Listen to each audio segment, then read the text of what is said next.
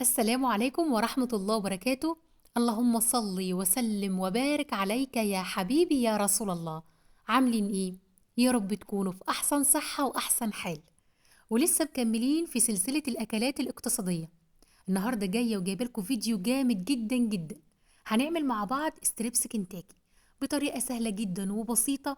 وكمان هقولك ازاي تعملي كمية كبيرة جاهزة على التحمير. مش هتاخد منك وقت ولا مجهود. الفيديو بجد حلو جدا جدا ومفيد قوي قوي. وداعا للمطاعم، وداعا للسندوتشات الغالية اللي بمبالغ دلوقتي. هنعمل كل حاجة في البيت وهنمتع ولادنا. بجد الفيديو حلو جدا جدا ومفيد قوي. يلا بينا نبدأ الفيديو بتاعنا النهاردة. بس ما تنسوش لايك وشير وسبسكرايب وفعلوا الجرس عشان يوصلكوا كل جديد أنا بعمله. يلا بينا نبتدي ونشوف هنعمل وصفتنا الحلوة دي ازاي.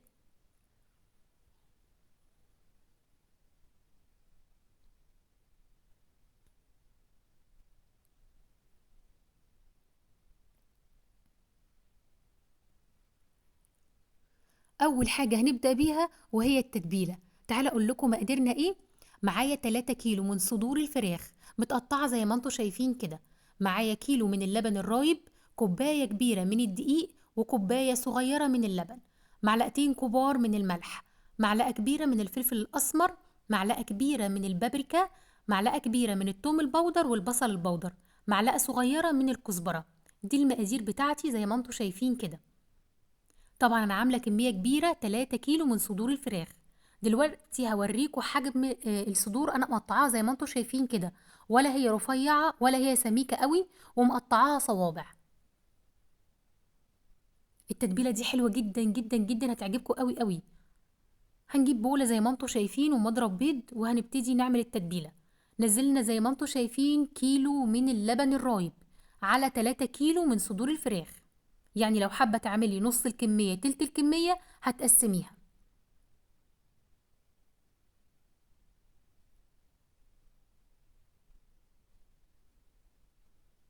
بعد كده نزلت بمج كبير من الدقيق،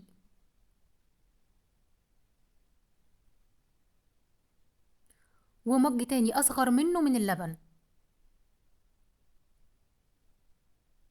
هننزل بقى البهارات بتاعتنا. الملح معلقتين كبار من الملح.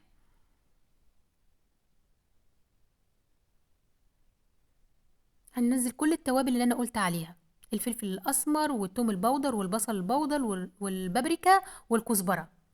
وهنقلبهم كويس جدا مع بعض لحد ما نتأكد إن كل البهارات اختلطت ببعضها، وكمان الملح بتاعنا يكون داب في التتبيلة. وصفة حلوة جدا جدا. الناس اللي بتحب تشتري سندوتشات من بره، الأمهات اللي عندها أولاد بيحبوا أكل بره، والله العظيم تحفة الوصفة دي. والتتبيلة رائعة زي ما انتوا شايفين. بصوا قوامها عامل ازاي علشان ما تقعش من على الصدور. قوامها عشان حطينا كوباية الدقيق اداها قوام تقيل شوية. صدور الفراخ طبعا بتاعتنا مغسولة كويس جدا جدا ومتصفية من المية. هنزل عليها التتبيلة التحفة دي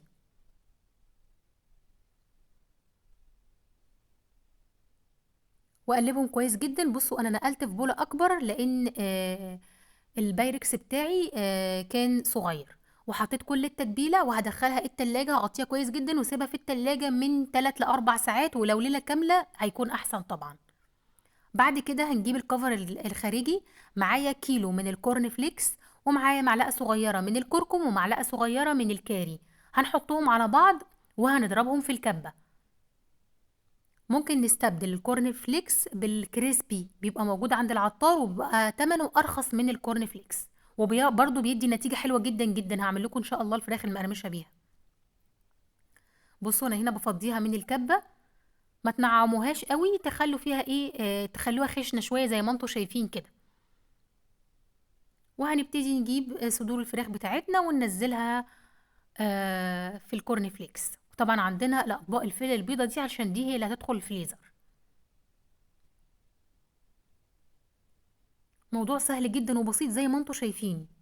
تتبيله وكفر، ومعانا احلى ستريبس في البيت. نعمل سندوتشات، نعمله مكرونه رز بسمتي جنبه، والله تحفه. طعمه يجنن بجد وعجب ولادي جدا. هنبتدي نطلعه من التتبيله، وعشان التتبيله تقيله بصوا بتطلع مع صدور الفراخ ازاي تحفه. وهنبتدي هنا نغلفه بالكورن فليكس.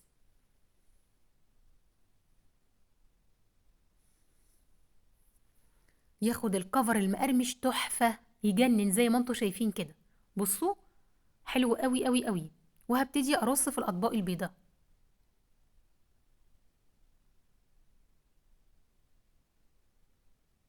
وهكذا بقى بنفس الطريقة لحد ما نخلص الكمية كلها.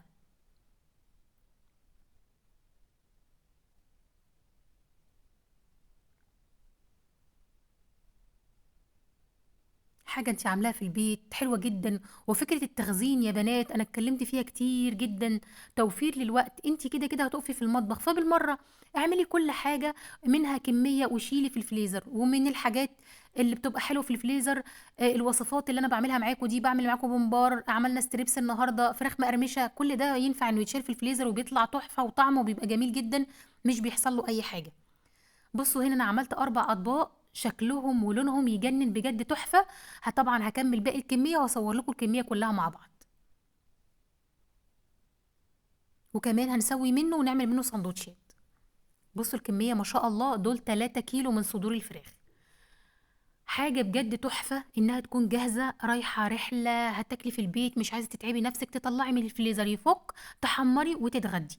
ولادك جاي متأخرين، حد جاي من درس، يعني بجد زي المنقذ في الفريزر. الحاجات دي حلوة جدا جدا جدا. هنا بس انا كنت عايزه اوريكم حاجه فقربت الكاميرا. بصوا الاطباق الاولانيه دي معموله بالكورن فليكس اللي احنا عملناه مع بعض.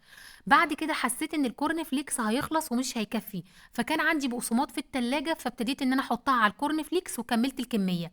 فتحسوا انه في اطباق غامقه سنه، اللي بالكورن فليكس هو اللي فاتح، واللي بالكورن فليكس واللي بقسماط غامق شويه زي ما انتم شايفين كده. طبعا مفيش مشكله خالص لو انت حابه تعملي بدي او دي زي ما انت عايزه. جبت صينيه دهنتها زيت كويس جدا، ورصيت الستريبس زي ما انتم شايفين، وحطيت عليه بالبخاخه زيت ودخلته الفرن. وده شكله بعد ما طلع من الفرن. طبعا ممكن انك تقليه في الزيت عادي جدا، ولكن بجد خلي اكلكم صحي احلى كتير قوي قوي قوي.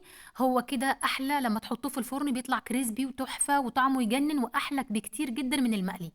ده كان الفيديو بتاعنا، ما تنسوش لايك وشير وسبسكرايب وفعلوا الجرس عشان يوصل لكم كل جديد انا بعمله. بحبكم في الله. السلام عليكم ورحمة الله وبركاته.